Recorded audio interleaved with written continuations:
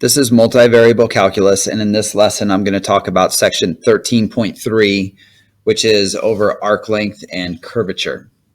So remember, what we're doing in this unit is we're talking about vector functions, and we're going to start really analyzing the behavior of vector functions when we talk about specifically the idea of curvature.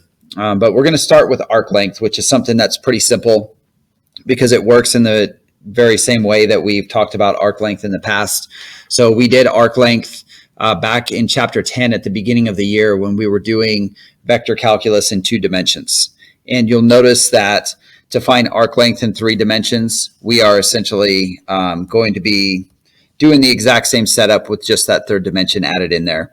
So when we looked at arc length before in 2 dimensions, we essentially had this integral right here, square root of dx dt squared plus dy dt squared, and we'd integrate over whatever time interval we had. Well, now that we have the 3rd dimension, we have to take the change in the z direction into account as well. And so that's really the only change. It's pretty simple in terms of the derivation. It's derived in the exact same way. So nothing really different than what we've done previously. Now, another way that you can think of arc length is you can think of it as the magnitude of the derivative vector that we're integrating over the interval that we want to find the length. Okay, so pretty simple to do. Now, in terms of actually evaluating this type of a problem, it's very easy because all we have to be able to do is find the derivatives of the 3 components. So this problem, it says find the arc length of the portion of the circular helix, x is cosine t, y is sine t, z is t, from time 0 to time pi. So remember, on these problems, try to envision what type of shape you're dealing with. The circular helix, if you need to, you can graph that on GeoGebra 3D like we've discussed. But we've got, in the xy plane, we're thinking about this object moving in a circle if we were sort of looking at it from above. But since the z coordinate is changing as t changes, we've sort of got a spiral shape that's created there. Okay, so for the length, all I'm going to do here is integrate on the interval from 0 to pi, because that's my time interval, or my t interval. And then I want the square root of, and I just need each one of these derivatives squared. So dx dt would be negative sine of t.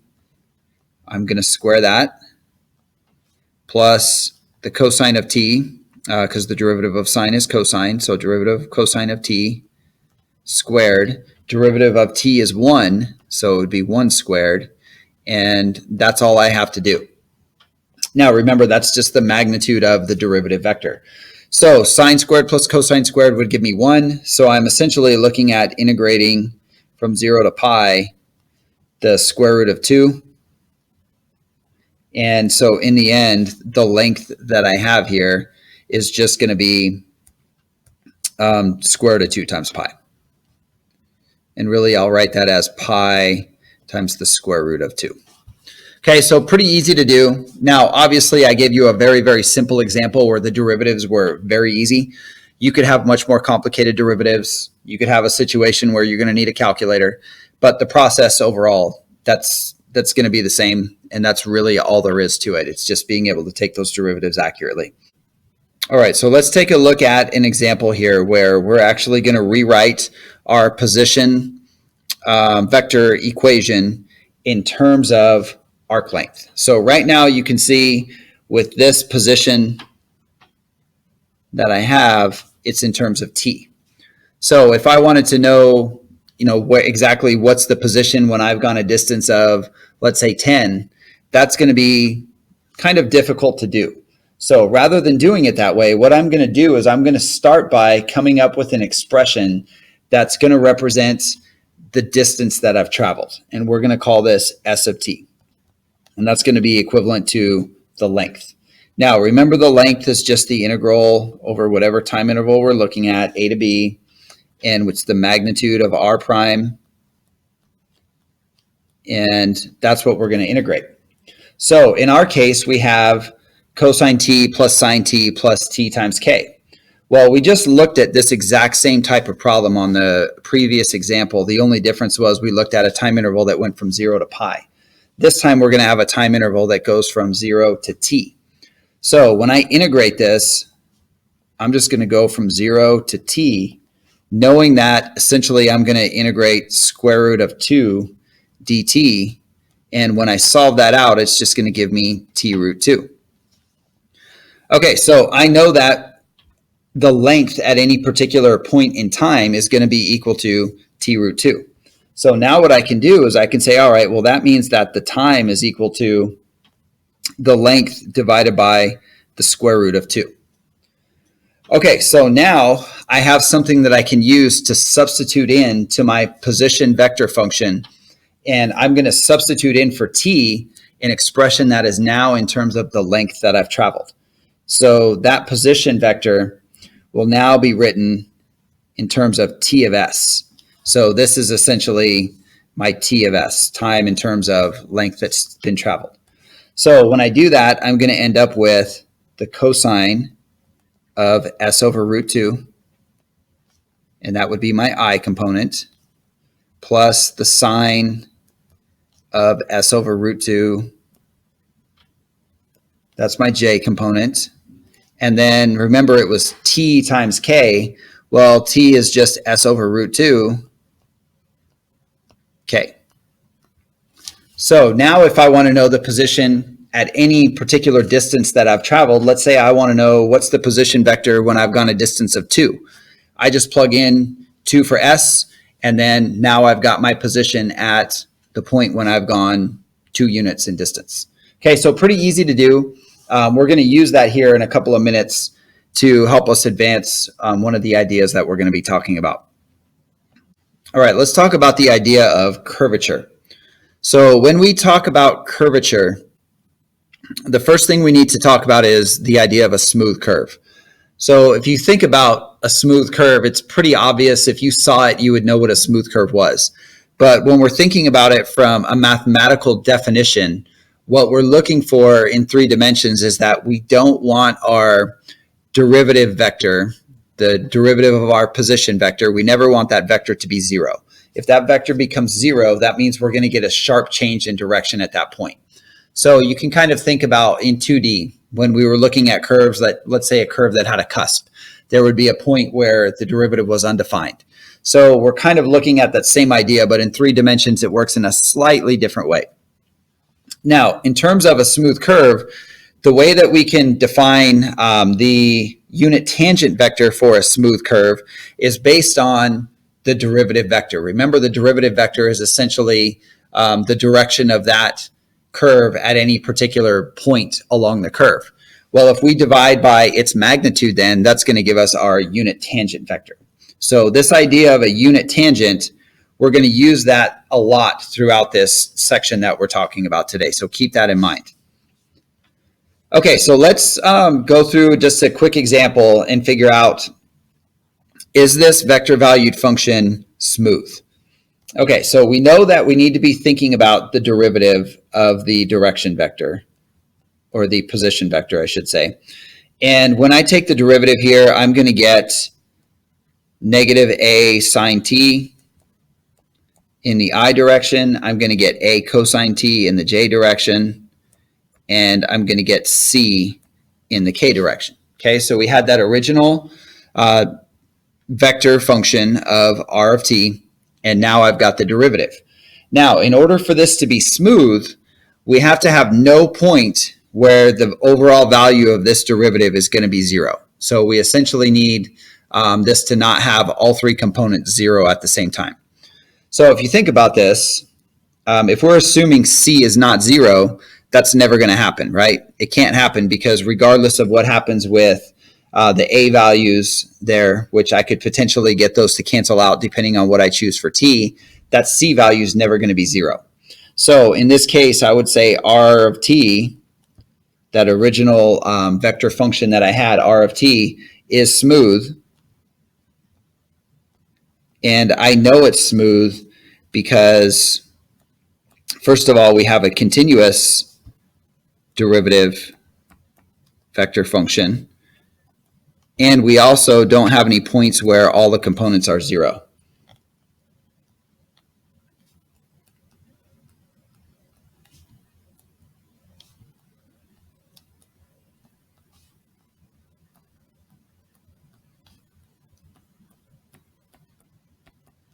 Okay, and again, that was pretty easy to see in this case. Now, sometimes you might have to do a little bit of work to check that, but for this one, it was pretty obvious.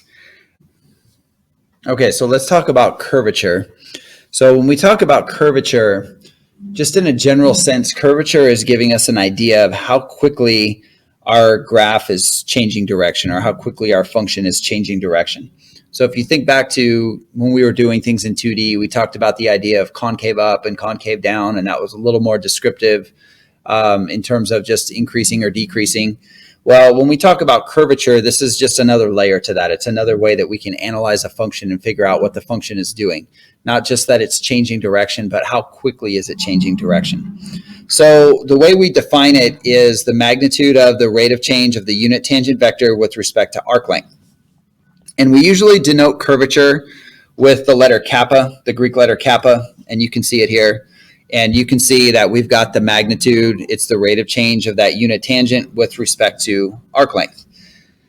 Now, when we go through and we evaluate this, keep in mind what we did earlier when we were talking about the parametrization of a curve.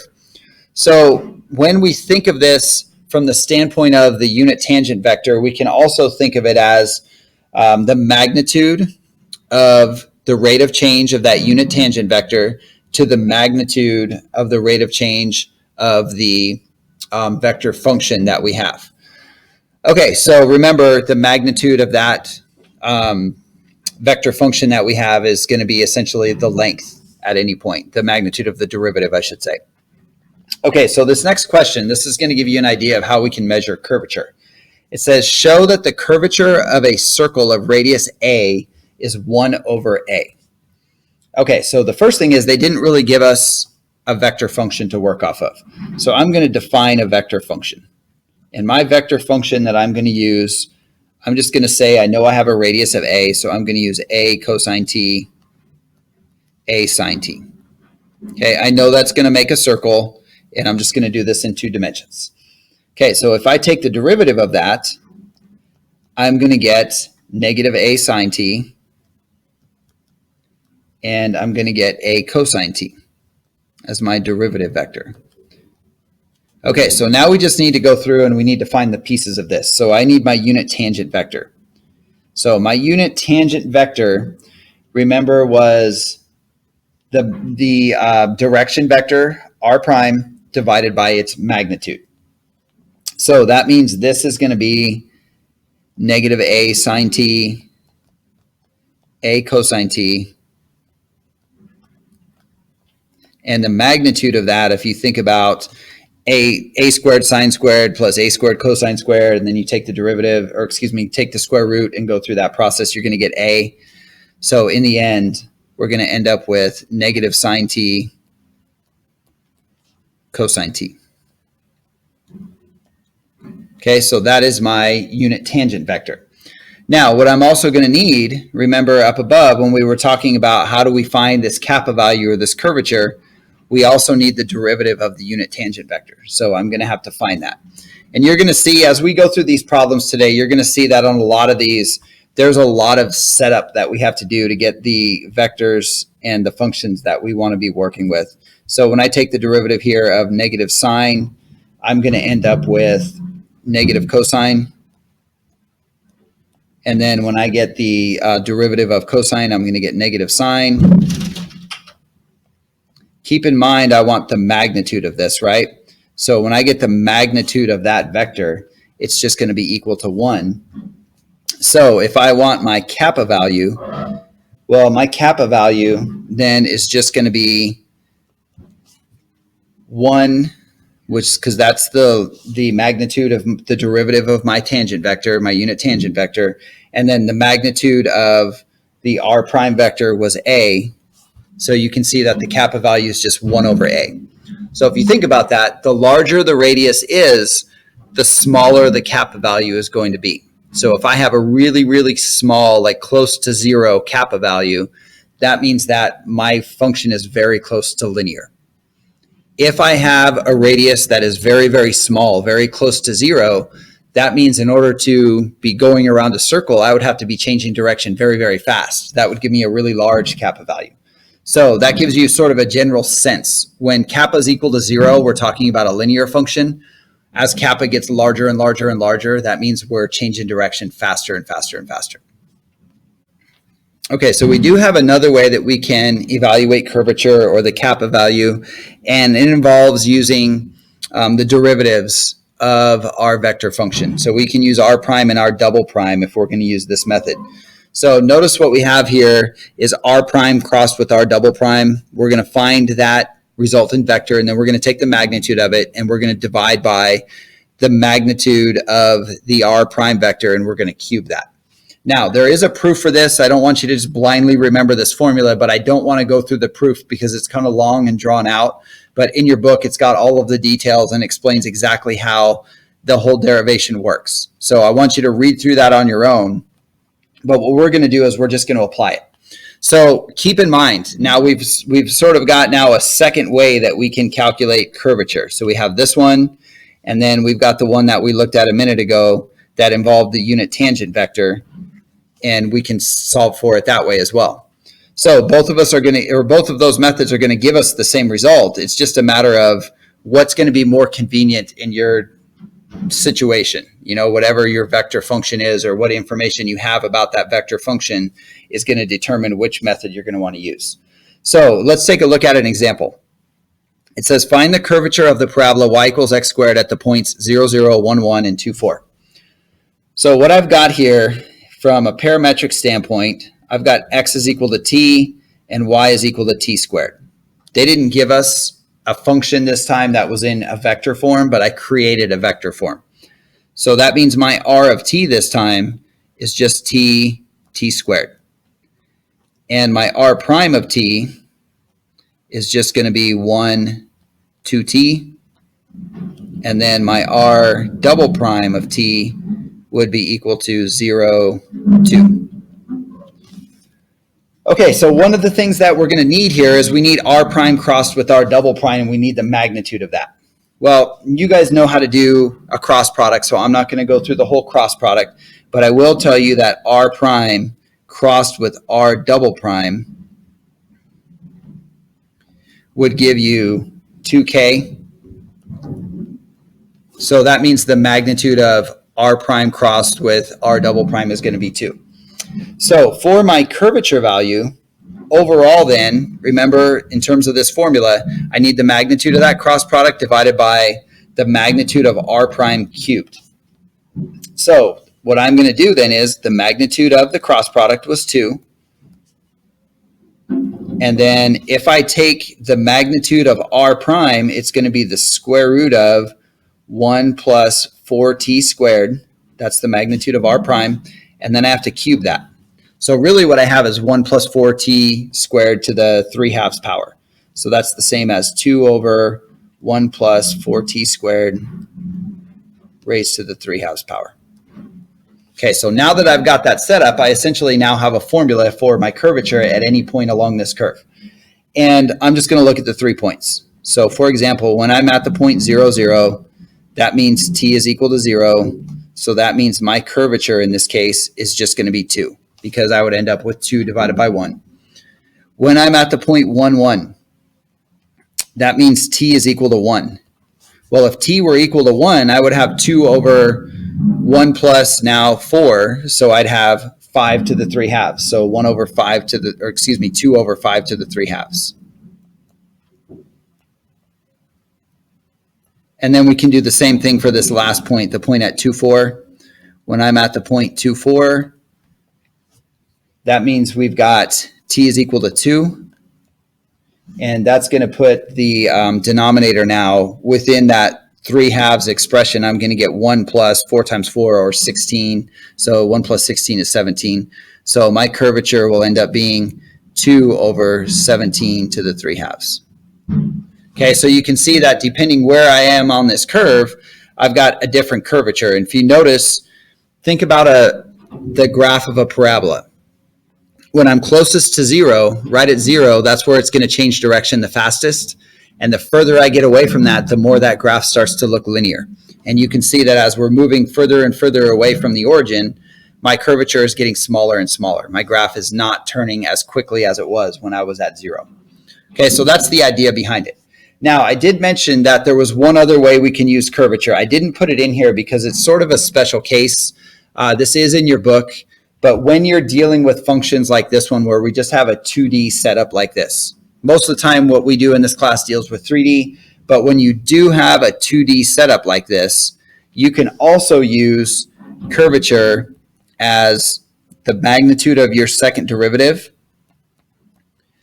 divided by 1 plus f prime of x, that's squared, and all of that raised to the 3/2 power. And if you notice, it looks very similar to what we just did on the previous problem, but this is only when you just have a function of a single variable. So like I said, this last one we definitely could have done the same way. It probably would have been a little bit easier that way, but we've really got 3 methods. One of them is just a special case method though. All right, so the last thing I want to talk about here is the idea of normal and binormal vectors. And then also, as we go through this last example, we'll talk about the idea of what we call an oscillating plane. Okay, so when we have, we talked about the idea of a tangent vector, a unit tangent vector. Well, with a unit tangent vector, I can also have what we call a vector normal to that, which we call the normal vector. And we've talked about normal vectors before, especially in 2D, but we've talked about taking cross products and getting a normal vector before. But what we're looking at is, if we look at the graph over here, you can see I've got my unit tangent vector that is just essentially tangent to my curve at the point. The normal vector then is essentially perpendicular to that unit tangent, and we'll come back to this vector B here in a minute, which is called the binormal vector. Okay, so when we go through these, when we want to find this normal vector, so what I'm looking at with this normal vector, this is called the unit normal. What we do is we take the derivative of our unit tangent and we divide by the magnitude of that unit tangent. And the derivation for this has to do with dot product. You can see I mentioned dot product in this description above. But again, you can go through the derivation for this. There's a lot of explanation in this section where they go through all of the vector math that you have to do to come up with these equations. And I don't want to get bogged down in all that vector math because we're really just trying to apply this as opposed to trying to prove all of this. So here's how I find my unit normal vector. Now, the last vector we're going to talk about is called the binormal vector. And the binormal vector is just the unit vector that is perpendicular to both the unit tangent and the unit normal vector. So essentially what I'm doing is I'm taking the cross product of those two vectors, and that's going to give me that binormal vector. Okay, so what we're going to do is just go through an example where we talk about all of those things, and then we're going to talk about how can we use this. So really the point of all of this is that we can start to model motion in 3 dimensions using matrices. And then really when we're thinking about motion in 3 dimensions, one of the things that we can do is we can use something called an oscillating plane that sort of fixes our directions based on where we are on the curve. So for example, if you think of it as like, let's say you're flying a spaceship in outer space, and when you look straight out in front of you, that's a fixed direction that we could call that, let's say that's our Y direction, and out to my right is my X direction. Well, as I go up or down or turn right and left and do all kinds of different changes in direction, I'm always straight ahead of me is always straight ahead is like my Y direction, and to my right is like my X direction. So by working in what we call an oscillating plane, that plane is sort of fixing that as I change all of my directions and move all around in space, that plane stays really in the direction that is parallel to the direction that I'm looking, if that makes sense. So that's essentially what we're looking for when we go through all of these things. Okay, so let's take a look at an example here, and this has quite a bit of calculation to it, but the end result is really what we're going for. It says find the equations of the normal plane and the osculating plane of the helix. R of t is cosine t I plus sine tj plus tk. So remember, make sure you know what a helix looks like. And we're looking at the point 0,1 pi over 2. Okay, so we've got a lot of things that we need to find. So the first thing we need to find is we need to know our unit tangent vector. We're also going to need to know our unit normal vector, and we're going to have to find the binormal vector. Okay, so first of all, when I get my unit normal, I'm going to need to know my direction vector. And in this case, it would be negative sine t, cosine t. And then I'm going to have 1 in the k direction. Now, if I were to evaluate that at pi over 2, because that's the point that we're looking at, I would end up with negative 1, 0, 1. Okay, so those are important pieces of information that I'm going to need to know. So if I want the normal plane, well, the normal plane is pretty easy to find because if I use the direction vector, I can get the equation of the normal plane. So my normal plane is just going to be, and I'll just write normal plane out here. My normal plane is just going to be negative 1 times x minus 0, because we're at the point 0,1 pi over 2, plus 0 times y minus 1, plus 1 times z minus 1. And that would be equal to 0. So that's the equation of my normal plane. The normal plane is not as important to me here as the oscillating plane, but that's how we can find the normal plane. So now let's take a look at our unit tangent vector.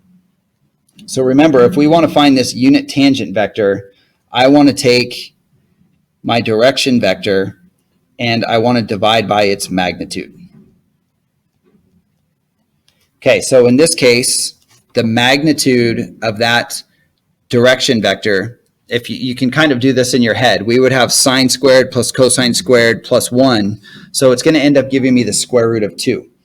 So I'm going to end up with 1 over square root of 2, because that's my magnitude. And that's just multiplied to my r prime.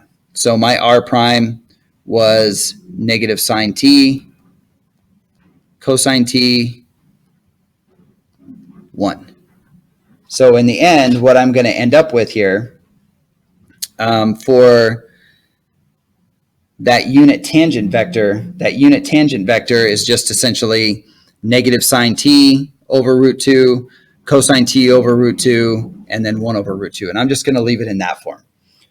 Okay, so now let's look at the derivative of our unit tangent, because we know we're going to need that if we're going to get the unit normal vector.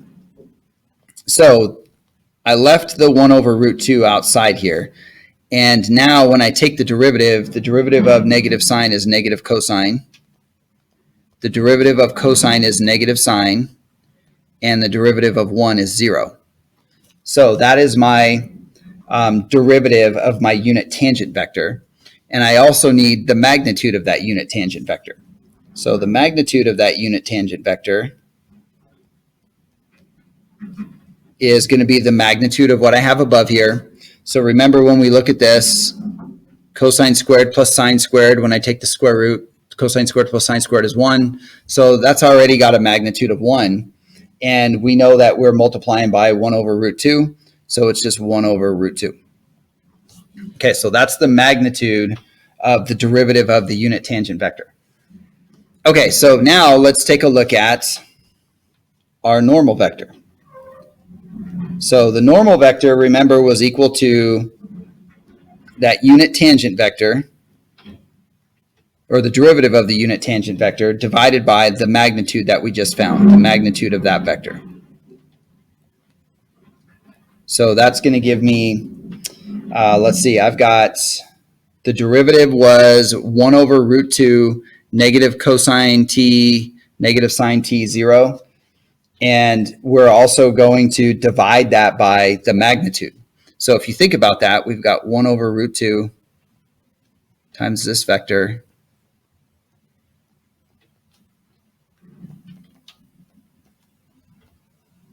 And I'm dividing by 1 over root 2 those are just going to cancel out.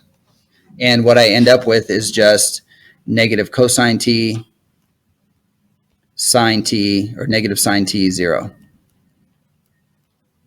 Let's see if I've got any space over here. Okay, so that's my normal vector. All right, so let's find the binormal vector. So remember, the binormal vector is just going to be the cross product of the unit tangent vector and the normal vector, the unit normal vector. Okay, so I'm doing this cross product, and you guys know how to do cross products, but in the end, this is going to give me 1 over root 2, and I'm going to have sine t, negative cosine t, 1. Okay, so that's my binormal vector. Now, what I'm trying to do is I'm trying to find the osculating plane. So first of all, let's take a look at this graph again and just remember what we're trying to do here. So I found this unit tangent, I found this unit normal, and now I found the binormal. So essentially, the unit tangent and the unit normal are in that plane that I want the osculating plane to be defined by. So if I can find a vector normal to that plane, that allows me to find the equation of that oscillating plane. So the binormal vector we just found. So that's like our vector normal to the plane. That's what we're going to use. Now, we can't just use it in its general form. We're looking at the point when t is pi over 2. So this binormal vector at pi over 2 would be equal to 1 over root 2. Sine of pi over 2 would just give me 1. Cosine of pi over 2 is 0. And then I've also got a 1 here. Okay, so that's my binormal vector at the point pi over 2. So the last thing I'm going to do is get the equation of my plane. Well, for the equation of my plane, all I really care about is what direction this binormal vector points in. I don't really care about that scalar 1 over root 2. So I'm actually going to leave the scalar 1 over root 2 out of this when I write the equation of the plane. And so I'm just going to use this part of it when I write the equation of the plane. So for the equation of my oscillating plane, I'm going to have 1 times x minus. So remember up here at the very beginning, they told us that they want us to be at pi over 2. And we knew we used the point 0, 1, 1. So, or 0, 1 pi over 2, I should say. So I'm going to have 1 times x minus 0 plus 0 times y minus 1 plus 1 times z minus pi over 2. And that would be equal to 0. And I just wrote it in that form because I wanted to make it really clear that I'm at the point 0, 1 pi over 2. And I know the y part's going to end up going away anyway, but when I write the equation of the plane in that form, then I can still see what that point is, and I can sort of get a feel for where we are in space. Okay, so it's a pretty long, drawn-out process to get the equation of the osculating plane. You can see there's a lot of calculations we have to do along the way, and the main thing is we're trying to get that binormal vector. And in order to get the binormal vector, we need the unit tangent and we need the unit normal.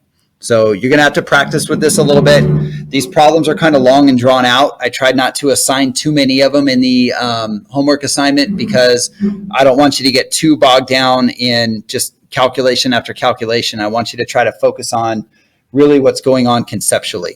So make sure you go back and review the proofs because I kind of glossed over a couple of things here intentionally, knowing that you were going to go and read through the math behind some of the things that we used. So make sure you read that and then bring homework questions to class with you next time. I'm also going to show you a little video on the idea of an oscillating plane next time in class.